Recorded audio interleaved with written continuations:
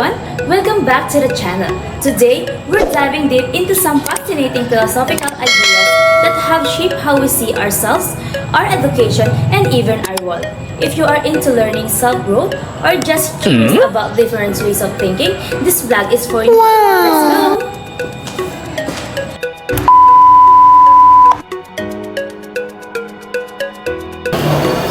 Classical philosophies, spanning from ancient Greece to the Roman Empire, focused on understanding the nature of reality, ethics, and politics. Key figures like Socrates, Plato, and Aristotle developed influential ideas that shape Western thought.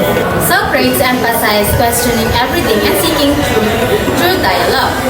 Plato explored the world of forms, arguing that true knowledge lies in understanding these perfect and changing ideas. After that, Plato's students focused on logic, observation, and practical application of knowledge. These philosophies aim to provide answers to fundamental questions about human existence, morality, and ideal society. Their ideas continue to be studied and debated today, influencing fields like ethics, politics, and even modern psychology. The first is idealism.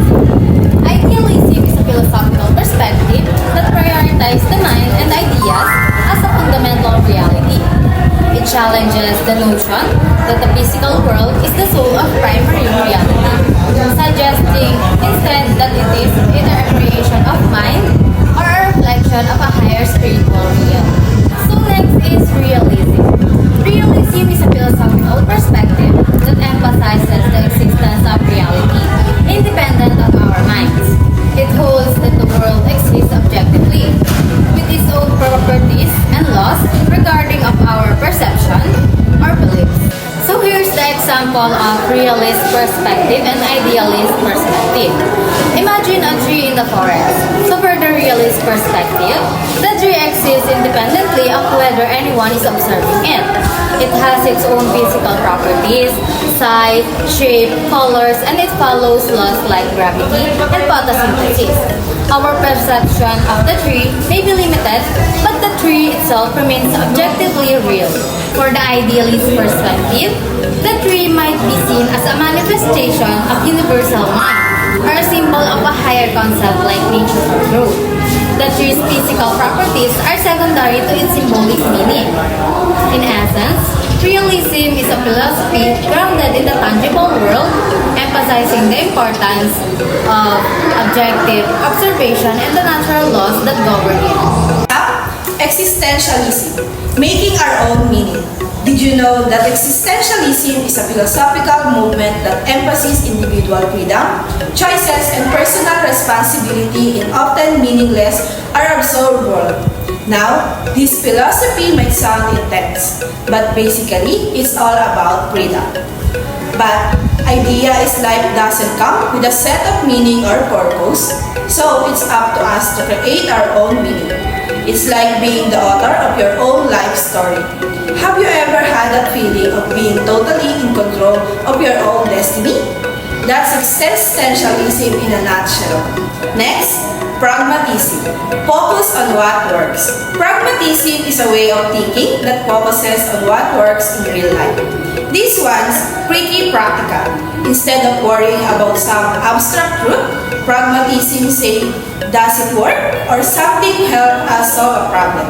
Then it's worth keeping. Think about it this way. If you're trying to fix something in your house, you're not looking for your percent solution. You're just what gets the job done. So now let's talk about perennialism.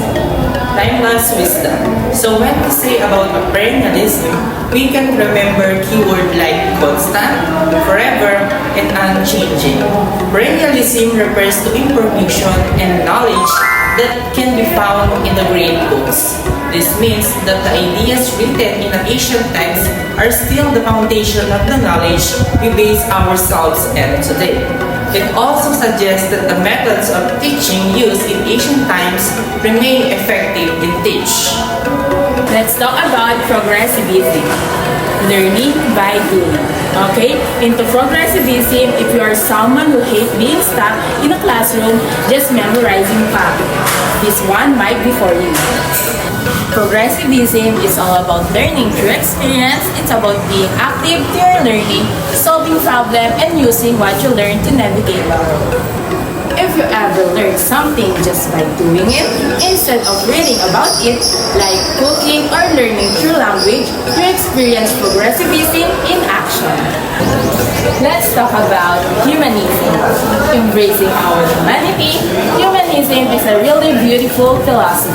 Humanism is a student-centered philosophy that focuses on enhancing one's innate goodness, reject the idea of group-oriented education, and uphold the idea of enhancing individual development. It's about focusing on people, our potential, and personal development.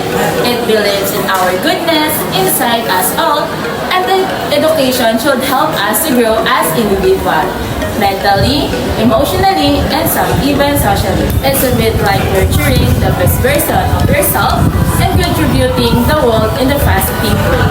Next, postmodernism. Questioning everything. Postmodernism is a bit wild. It challenges that idea that there is one absolute truth or one way to understand the world. Instead, it says that the truth is subjective. It is shaped by who we are, where we're from, and what we believe. Imagine if everything you were told was shaped by the context and power structures around you. Sounds a bit mind-blending, right? That's postmodernism. Next is essentialism, finding what truly defines us. Essentialism is kind of like the core ingredients of what makes something what is it. For example, a cat has essential qualities like fur and vigors that define is a cat no matter the individual personality of the cat. And last is constructivism, learning through experience. Finally, let's wrap up with constructivism. This was all about active learning. It says that we don't just absorb knowledge, we actively build it outside. Remember, when you were a kid and learned your first colors, you didn't just memorize them, you'll explore the world, touch things, compare, and figure out what red and blue really were. That's the essence of constructivism. If you like this video and want to see more depth dives into different ideas, don't forget to like and subscribe and hit the notification bell so you won't miss the next one. Thanks for watching, and until next time, keep questioning, keep learning. Bye-bye!